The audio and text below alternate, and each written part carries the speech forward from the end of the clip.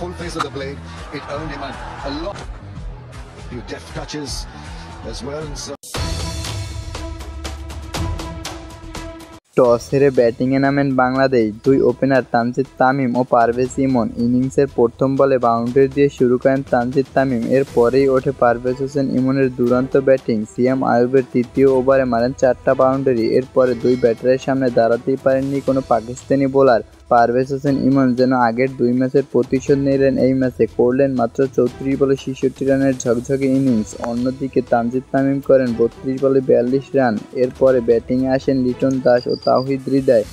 তারাও খেলতে থাকেন হাত খুলে। আজকের ম্যাচে পাকিস্তানি কোনো বোলার দাঁড়াতেই পারছিল না টাইগারদের সামনে।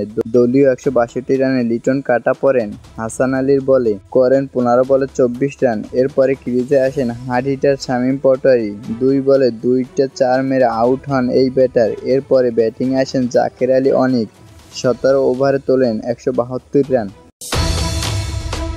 197 রান করেও বাজে বোলিংয়ের কারণে হারতে হয়েছে বাংলাদেশকে। পাকিস্তানের ব্যাটসম্যান সিয়াম আইয়ুব শুরুতেই তোলেন ঝড়, বলেই করেন সেঞ্চুরি। নওয়াজ করেন 26। এতেই সহজে জিতে যায় পাকিস্তান। বাংলাদেশ হয়তো আসে লজ্জায় এড়াতে পারল না।